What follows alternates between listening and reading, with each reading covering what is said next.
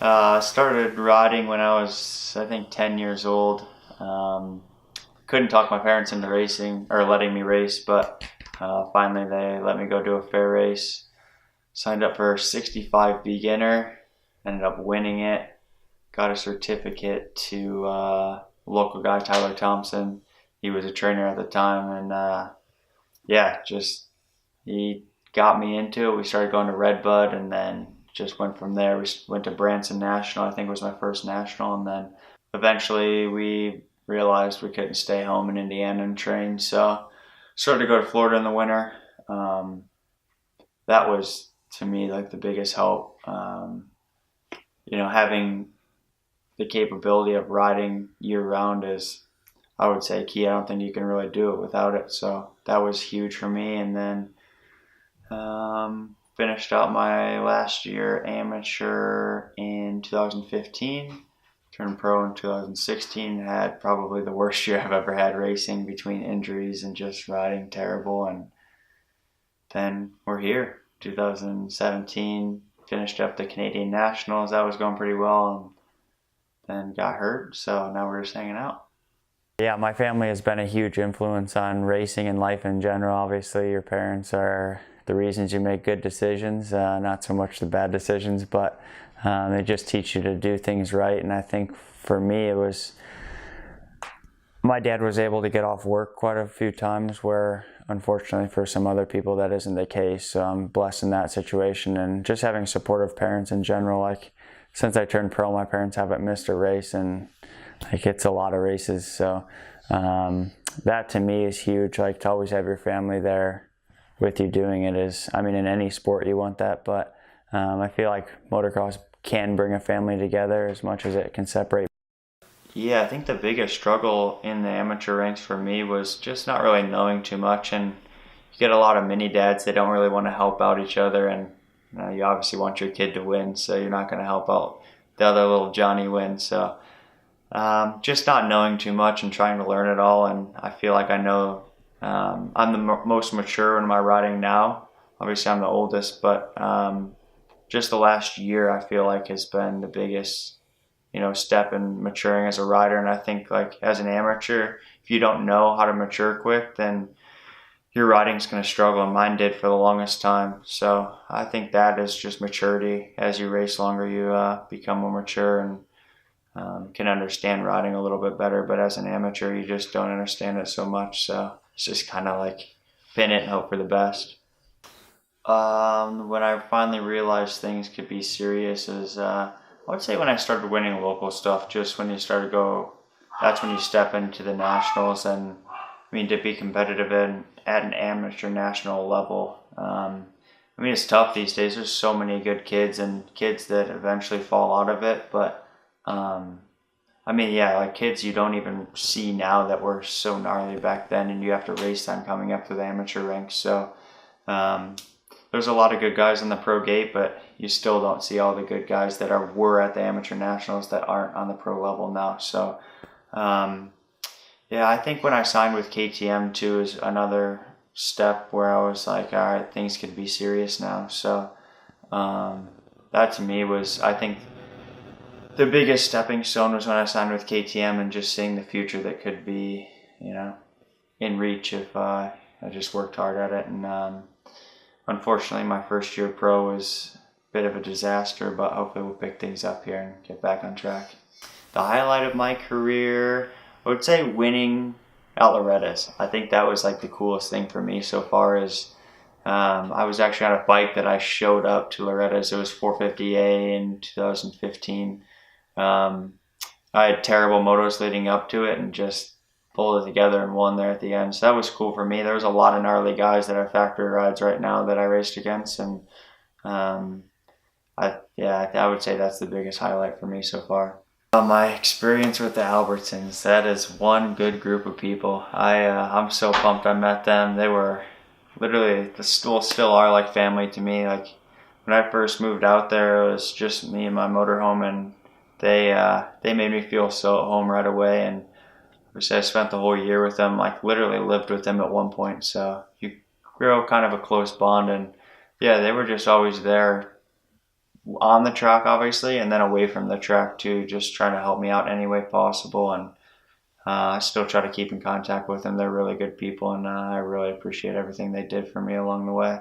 Yeah, the Arenacross for me this year went pretty well for the circumstances. I kind of just was hanging out, riding a little bit here and there, and wasn't really training, so kind of went into that really unprepared and just kind of swung for the fences and hope we hit. So it was fun. I ended up on the podium overall one round, which was really cool, but that to me was a big learning experience. I didn't get to do supercross yet, so it was good to get a full season of Arenacross under my belt before we go do supercross. So just a big learning experience for me, honestly. Like, there's a lot of good guys that I think don't get respected in that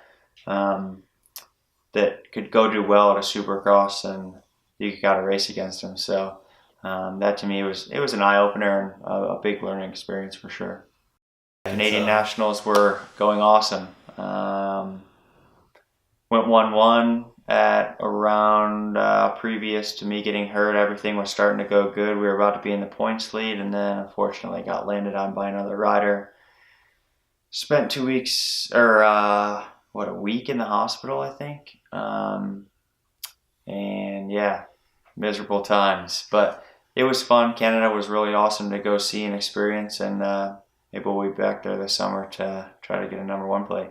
I'm going to have to say the hardest part of the racing career so far has been injuries. I think the first couple injuries that I've had, like break a wrist, whatever like that wasn't so bad because just a couple weeks off the bike and then you're good to go. But, when you start getting the ACL surgery, and then I was in the hospital for 2 weeks and out for 3 months with getting my shoulder fixed and ribs and lungs and all of that stuff, it just, mentally it becomes exhausting and kind of pulls you away from racing a little bit, just because it's like, man, I could end up laying in a hospital bed for another 2 weeks, and there's nothing fun about that. So I think just injuries, trying to come back from each one strong, it takes so long, so it's mentally defeating, I think.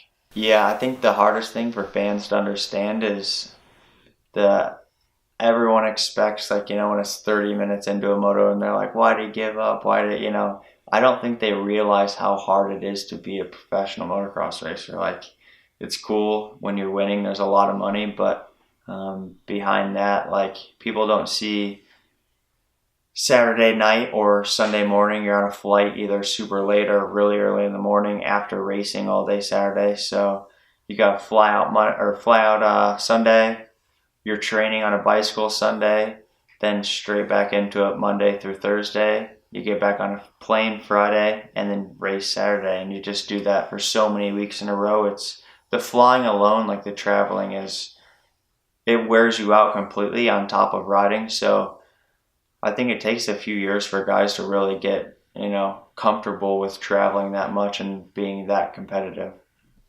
During the week while racing in the full series it's just pretty much off season, just a little bit less. We're still cycling, still putting in motos, still in the gym. It's a full week, Monday through Thursday. It's early in the morning till sundown. I don't think people really realize it's not like you go home and hang out. It's nonstop training, literally never ends. Yeah, my hobbies on the side, I really enjoy stand-up jet skiing. That's mainly what I do when I'm home in the summer and the lakes are nice. But at Club MX, that's where I'm been training. They have the wakeboard park, so that's always fun. Everyone goes and hangs out and you wakeboard. And then I got into golfing a little bit, just kind of to slow the pace down from racing. You're always wide open, either on a flight, on your dirt bike, whatever you're doing. So it's nice to kind of hang back and, do a little calm golfing. So, yeah, those are pretty much my hobbies. I don't get into too much. It's just training and riding and do what I can on the side. Yeah, so I don't think it's hard at all to be friends with any of the riders. I think certain people have a certain attitude and try to start stuff a lot of the times. There's so many good people racing that I've met. I've met some of my best friends through racing, and Arenacross, you've got Stank Dog, Sewell. There's a lot of good guys in there that are just fun people to be around. And then you get some people unfortunately, Tennant that, I don't know, they just aren't happy. I feel like they just think that they're better than a lot of people, and you'll honestly see them at the races. They're not hanging around talking to anybody, and I don't know. I'm there to have a good time. Like, we're racing dirt bikes, let's all be friends, you know? So plans after racing, I've actually been kind of getting into that now. Not that I want to be done racing, but just to learn it a little bit. My parents have a water treatment company that I've been learning, and my dad's been teaching me quite a bit with that. So that's been kind of a fun off-season venture. It's just learning the business, and I've never really gotten to spend too much time around it. Just racing and traveling and living away from home so much. So it's been kind of a joy to learn it all and see what my dad's built and the hard work he's put into something. How about just being a pro help you get the ladies? No. Honestly, like, as a pro dirt bike rider, like I said, with all the training, it is hard to even do anything. I mean, obviously there's chicks at the races, but during the week, like, man, I'm tuckered up by 8 o'clock. I feel like an old man, so no, I wouldn't say it helps. I mean, maybe if you utilize it and call yourself a pro, but I don't really like to be that guy, so whatever.